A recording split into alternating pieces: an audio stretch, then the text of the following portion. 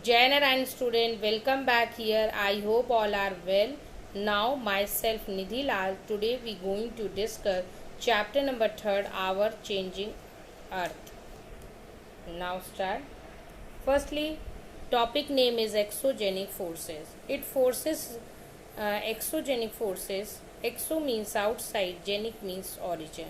It refers to the external phenomena that occur on or above the Earth's surface.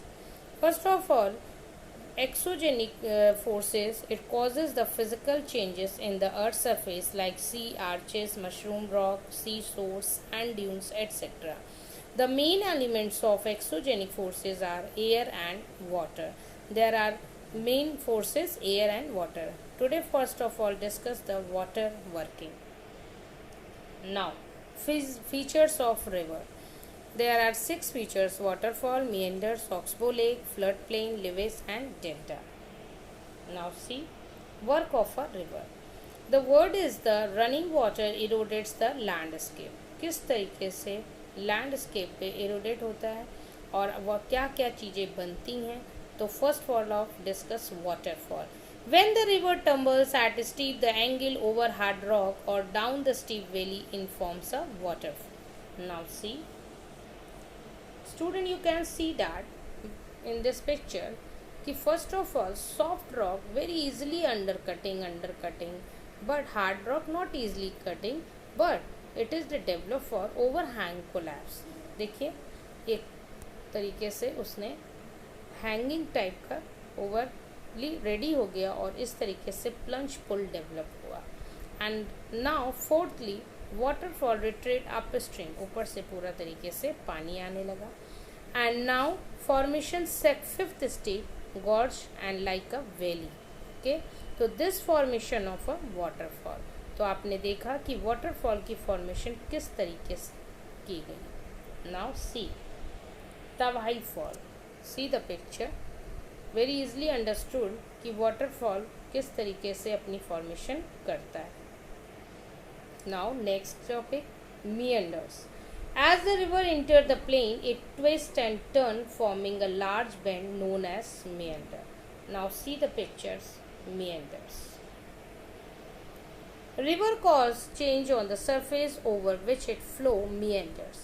It is a snacking pattern of a water stream formed by the alternatively eroded and sediments from the outside of a bend and depositing them on the inside. आप देख रहे हैं कि एकदम snake pattern की तरह है और किस तरीके से इरोडेड हो रही है, आउटसाइड और इनसाइड डिपोजिशन हो रहा है और इतना जो बड़ा बड़ा बेंड ले रहे हैं, large bend. This is the meanders. Clear. Now see the picture. You can see that student कि फर्स्ट ऑफ ऑल जो माउंटेन से रिवर आ रही है वो अप कोर्स है, नीचे आ रही है मिडिल कोर्स है, third is lower course. See now lower course का जो पानी है वो सी तक आ रहा है, समुद्र तक. फिर देखिए see middle course is the part of meander. Are you know that student कि meanders a winding curve or bind of a river. Winding curve or bend of a river is known as the meander. जो एक bend लेना, बड़ा सा bend हो रहा है this तब, और मिडिल कोर्स में this part will be the meanders. Now next, major landform.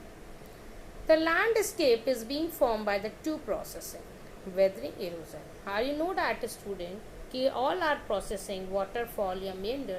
This processing mainly processing continuation, weathering and erosion. जो भी processing हुई ये weathering और erosion से हुई. Now see what is the erosion. Erosion is the removal of solids, sediment, soil, rock and other particles in the natural environment. It usually occurs due to the transport by wind, water or ice. इस तरीके से erosion होता है. Now next, weathering. Weathering is the breaking up of the rock on the earth's surface. Rock का टूटना.